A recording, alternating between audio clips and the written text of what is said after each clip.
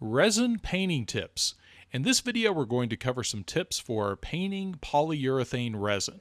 This is a topic we get a lot of questions about, so in this video we're going to go over the basic process of mixing, pouring resin for painting, and of course the common problems that result in a part that won't take paint.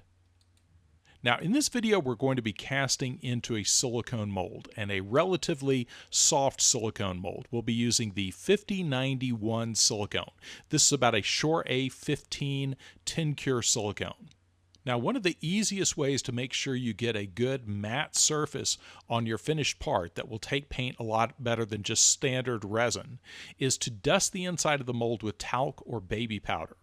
So we're just dusting the inside of the mold, and you see how that leaves a fine layer of powder stuck to the mold.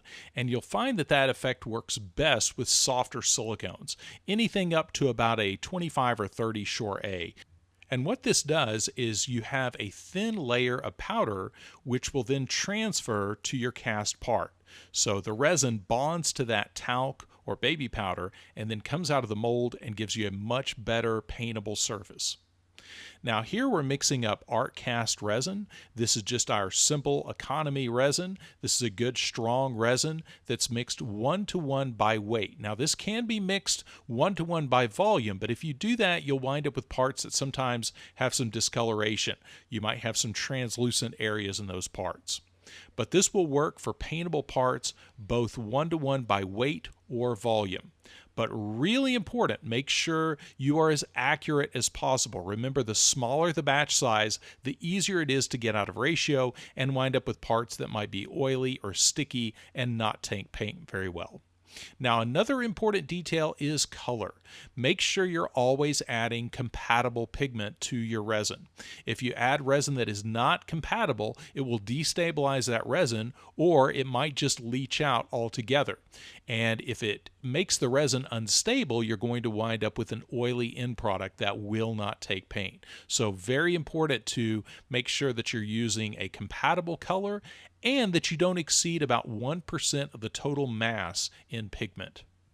Now for those of you new to this process, polyurethane resin like art cast cures from the thickest point and radiates out. And I'll put some links to some more extensive videos on the end screen, so be sure to check those out. But you'll notice that it cures in the thickest places and radiates out to those thin areas.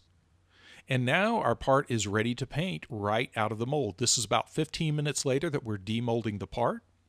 And the reason we added pigment to this, I'm going to pour up another part with no pigment, but the reason we're adding pigment to a part that we're going to paint is that way if later on your paint scratches or your part chips, you don't see tan or bright white resin showing through the paint job.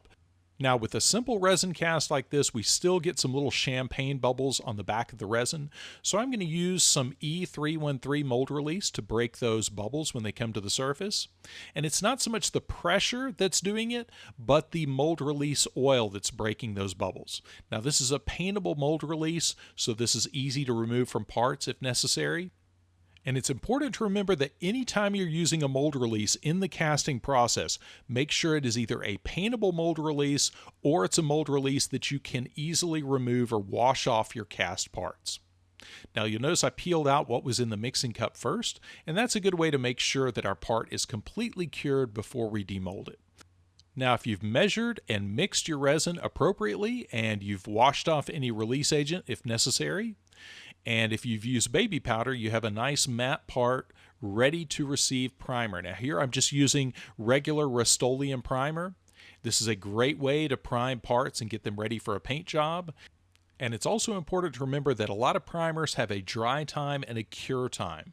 So once your primer is completely dried and cured, it is ready for paint, and you can use acrylics, oils, whatever the primer is compatible with. But this is where it really depends more on the primer you're using, how you proceed at this point.